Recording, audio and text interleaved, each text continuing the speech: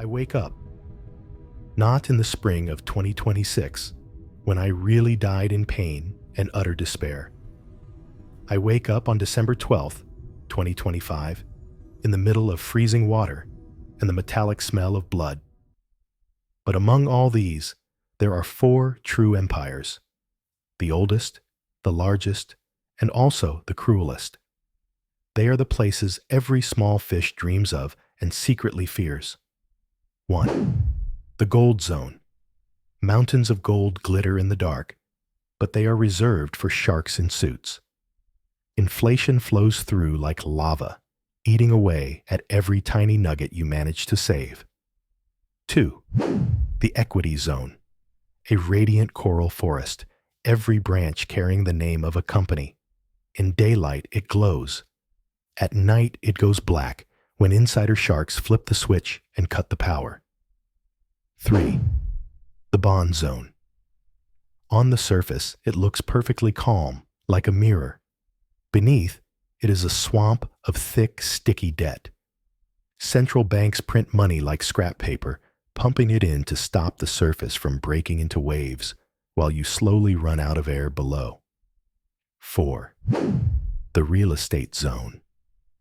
Vast artificial islands inflated by nothing but the hot air of credit.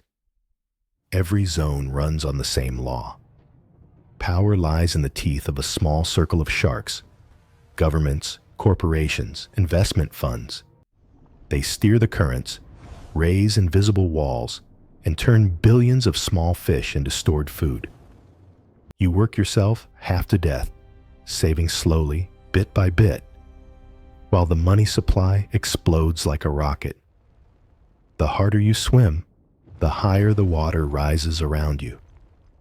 Then one day, from the deepest crack in the seabed, a place no shark has ever dared to dive, a completely new continent pushes up, independent of all the old empires. It has a single name: crypto. Billions of small fish hear the news. They abandon their scarred, overfished territories and rush towards this new light, convinced they have finally found a promised land where they can hunt freely and never ask anyone's permission again. But the truth is colder than any winter current. Crypto did not fall from the sky like a miracle. It was built by the sharks themselves, slowly, quietly, over decades. When the gold zone was swollen to breaking point, when the equity forest had grown so tall there was no room for another branch, when the bond swamp had become so thick even the sharks were scared of sinking into it, when every old zone had been inflated to its limits and there was nowhere left to hide more wealth, the sharks secretly dug a vast storage chamber beneath the deepest part of the ocean, then pushed it up as a completely new continent. That is crypto, a next-generation warehouse for their assets, unlimited, borderless, with no ceiling. They wrapped it in glossy words and called it the land of freedom to lure you in. They threw a few big, shiny bones around the edges, Bitcoin, Ethereum, as bait. Inside, they had already carved out millions of cracks, millions of glittering little traps. So when you, a small fish, rush towards crypto with eyes burning with hope, you are really carrying the last of your money into a vault the sharks finished building long ago. They no longer need to chase you. You swim in by yourself. And when the huge vault door finally slams shut, you realize crypto is not a land of liberation. For the sharks, it is just a newer warehouse, bigger, shinier, and endless. And the story doesn't stop there. I died there.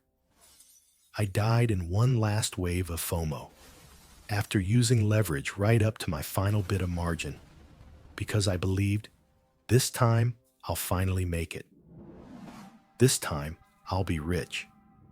But the ocean did something strange. It hurled my soul back through time, and dropped me into this exact moment. December 2025, just after Bitcoin has broken its all-time high at $126,000 and is now stumbling around 90,000. I open my eyes and see my old self standing there among millions of other small fish. We have been camped on the edge of crypto since 2021, huddled together for 4 long years, eyes bloodshot from lack of sleep, fins shredded from fighting one debt wave after another. 4 relentless years clinging to a single belief, whispered to each other like scripture. Every 4-year cycle after the halving, there will be a glorious altcoin season. When it comes, the whole seabed will be covered in tokens, millions of digital flowers all blooming at once. We'll ride the wave straight up to the surface, rich, free, never bowing to the sharks again. 4 years of waiting in the cold. 4 years of watching Bitcoin dominance sit there like a stone wall. 4 years of selling houses, borrowing at brutal interest rates, scraping by just to save one last bit of capital for that imagined blooming season. We turned into fanatics. Every day we chanted, just one more cycle. Every night we dreamt of endless green candles. And in those 4 years, whenever the sharks lazily flicked a fin and sent a small wave to the surface, our whole school of small fish went mad. Bitcoin jumped 5 to 10%. A few top 100 altcoins shot up 30 to 50% overnight. The outer ring of crypto exploded into hysterical shouting, "Altseason is here! Buy now before everything moons! Dominance is dropping. The flowers are about to bloom." We threw ourselves in like moths to a flame, eyes blood red, fins shaking as we smashed buy on hundreds of tokens we had never even read about, just because the chart looked like a perfect fantasy. We borrowed more, sold more, pledged more, all the while chanting, "This time it's real. This time it's different." Then a few days later, sometimes just a few hours, the sharks curled their lips and pulled the strings. A sell-off crashed down like a tidal wave. Tokens that had pumped 200% sank to negative 80% in a handful of days. Liquidity vanished as if it had never existed. Bitcoin dominance snapped back like a compressed spring. We stood frozen in front of blood-red screens, jaws hanging open, refusing to believe what we were seeing. Yet we did not give up. We wiped our faces and told ourselves that was just a fake out. The real alt season is still ahead. So we carried on waiting, carried on borrowing, carried on scraping together the last scraps of capital, even as they shrank day by day. Accounts that had once shown tens of thousands fell to a few thousand, then a few hundred, and finally the last few dollars. For one final entry before the real alt season, I drifted there in that chaos. But there was no rush of hot blood left in me. Something had broken. I did not believe anymore. I no longer believed in altcoin season at all. By then, those words were nothing more than a cheap slogan, a drug the sharks sprinkled around to keep us addicted to hope. I had watched thousands of flowers bloom and die in those 4 years, and finally realized they were all poisoned sweets. They were not flowers. They were rubbish. Rubbish coated in gold leaf. Rubbish pumped with fake volume. Rubbish the sharks used to squeeze every last drop from those who were barely still alive. That was when I truly woke up. In my mind, only 3 names were still worth trusting. 3 mountains that were still standing when the whole crypto continent collapsed in my future. Bitcoin, Ethereum, and a tiny handful of major coins that were actually building something real. So few, I could count them on one hand. That was it. Everything else, the tens of thousands of altcoins, meme coins, shitcoins, next-gen layer ones, AI-defy RWA metaverse killers, all of them were trash. Trash today, trash tomorrow, and soon to be dust when the cycle ends. That was when the necklace around my neck began to glow. It was just a small collar made from old seashells. I did not even remember when I had started wearing it. Before my soul was dragged back in time, a strange voice had whispered, "Keep this. When you truly wake up, it will show you where you need to go." I thought it was only the dying hallucination of some broken creature, so I kept it without thinking. Now it trembled and lit up with a soft blue light, like a slow-burning fire at the bottom of the sea, wrapping itself around me in the middle of the raging current. The water around me blurred. The screams of the small fish faded away, as if sealed behind a thick stone wall. I was pulled through a gate of light, my body spinning in absolute silence. Then everything stopped.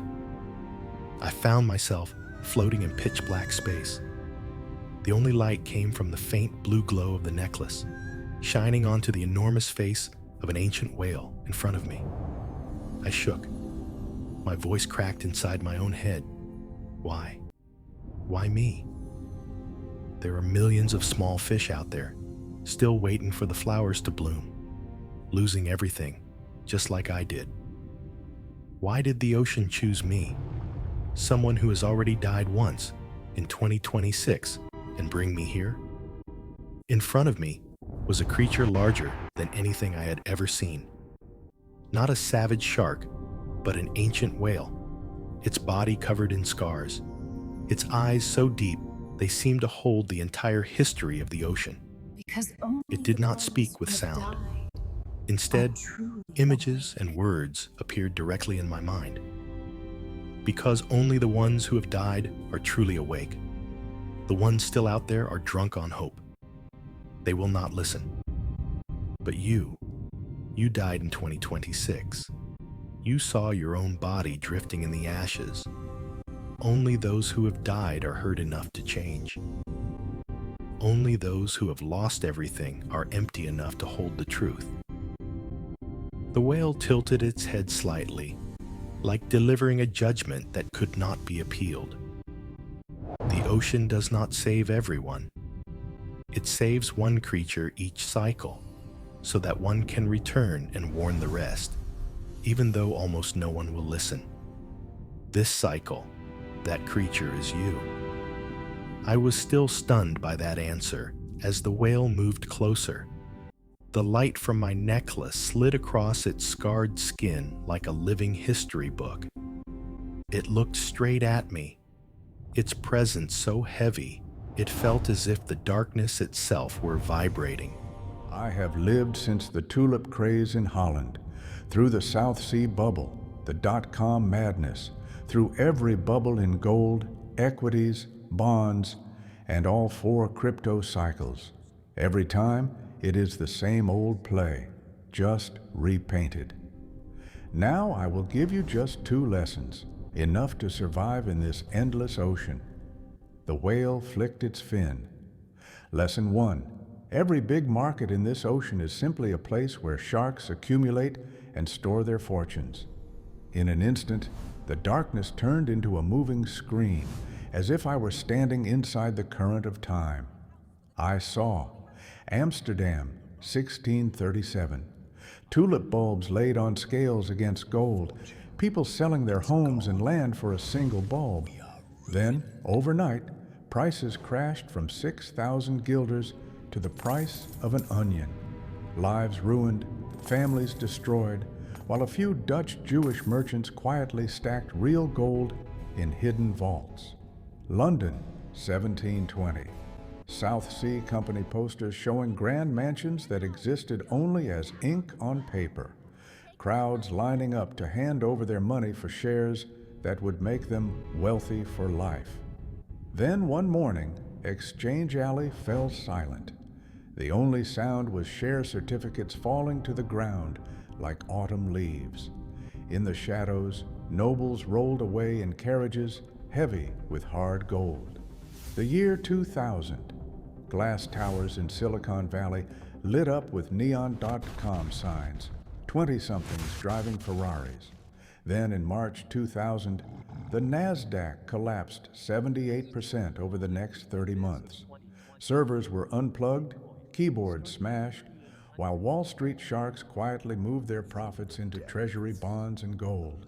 And then, the first full crypto cycle I truly lived through, from March 2020 to November 2022.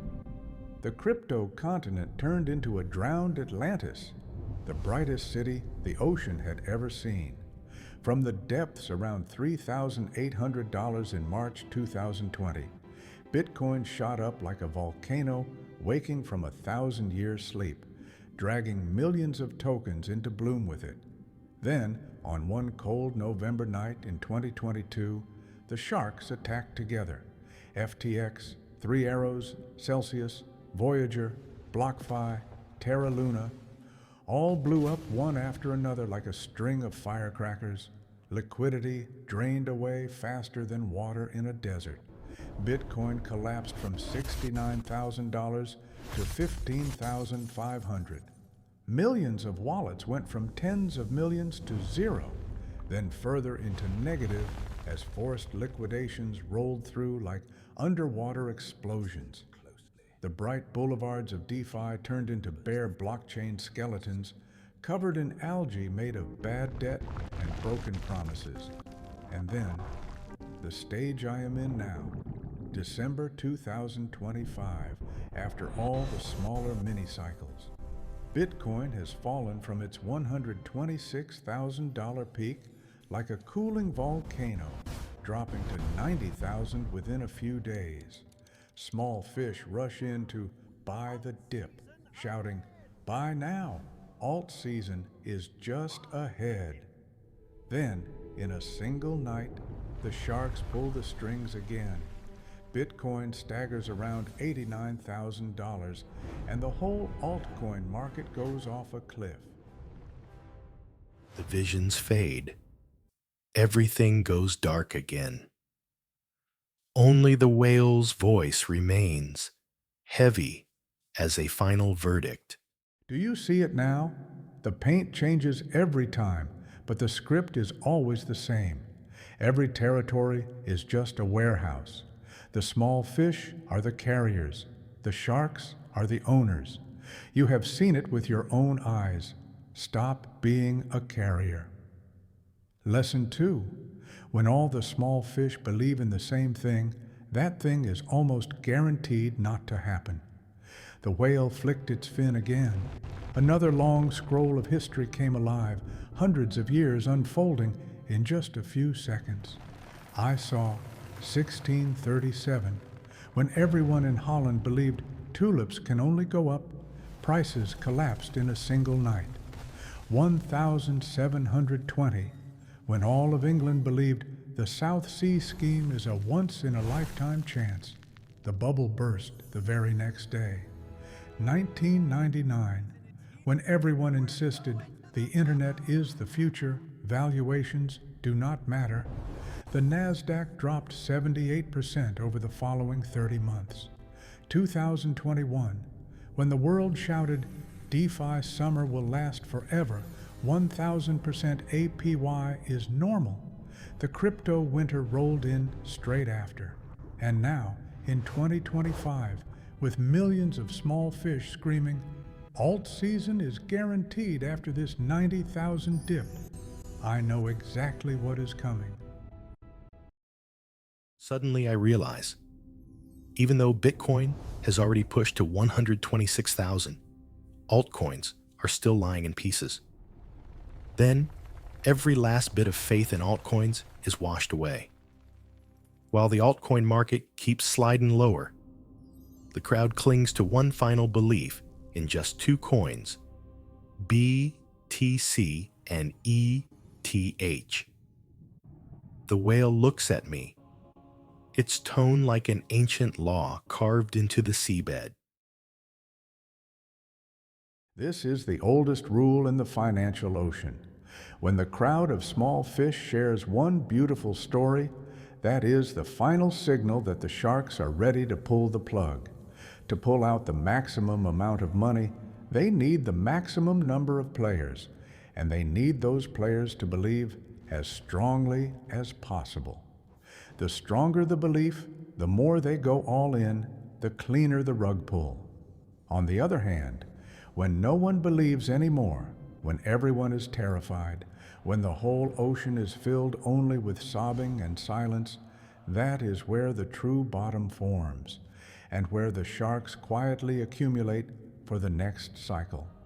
Remember this: the crowd is always wrong at the peak of its faith, and always wrong at the peak of its fear. If you can stand opposite the crowd at both extremes, you will survive every cycle, from the tulips all the way until the sun finally sets. The final picture appears. I see myself in 2026, lying in a field of white bones, because I believed, along with all the other small fish, that this time is a super cycle. Then the image dissolves. The whale lowers its head slightly. You now hold the only two skills you need. Go back and remember, never believe with the crowd, especially when they are cheering. As the last echo from the Keeper of the Deep fades away, the blue light around my neck flares once more. I am thrown out of the trench, shooting back up through the black water. I open my eyes again in the currents of December 2025. The screams of "buy to dip" are still there. But a few days later, everything shifts.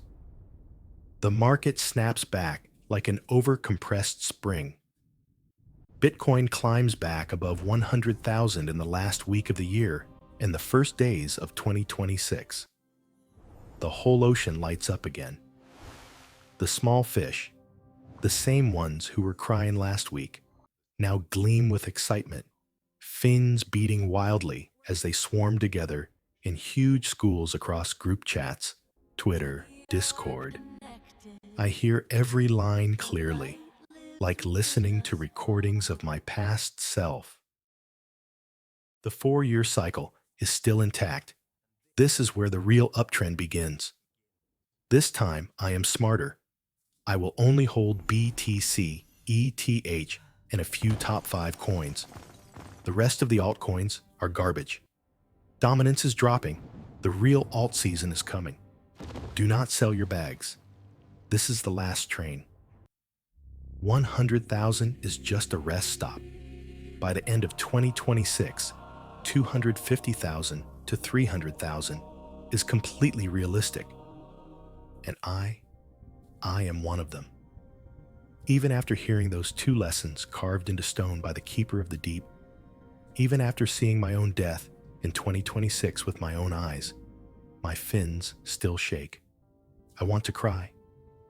I want to scream at this whole school of small fish. Please stop. Waiting ahead of you is the same brutal crash that already killed me once. The whole market drowning in red. That BTC you worship will cut through 100,000, then 90,000, 80,000, 70,000, and altcoins will go digging for new, even uglier bottoms. But I do not scream, because I know no one will listen. Those drunk on hope will block out every warning and call me a coward, a paper hand. So instead, I close my eyes and carve the lessons deeper into my own heart. All financial markets are nothing more than tools for sharks to move money from the pockets of small fish into their own vaults. Of course, the crypto continent is no exception. When most small fish believe in something, it stops being true. The 4-year cycle? Let it go. Holding BTC and ETH is always safe? That is naivety in its purest form. And above everything else, you cannot save all the small fish. You can only save yourself by refusing to believe in the beautiful story the crowd is worshiping. If you are about to FOMO in at 100,000 to 110,000 because the uptrend has started, stop. If you still have some cold money you have not thrown in yet, hold it close, or only add in very small amounts, very slowly, and brace yourself for a brutally tough first quarter of 2026. And if this story feels uncomfortably true, then like and share this video. Share it with as many small fish as you can, so that at least one of them steps out of the herd before it is too late. Because I cannot scream in the middle of the ocean, but you can. Remember what I have said and test it against reality when the time comes. As for me, I will dive deep, turn off every notification, and wait for the day the whole ocean falls quiet and all you can hear is sobbing. I will see you at the real bottom or on the shore when it is all over. Thank you for staying until the very last moment. Do not forget to subscribe and turn on the bell, because this cycle is far from finished, and I will keep sharing what I've learned from the very bottom of the trench.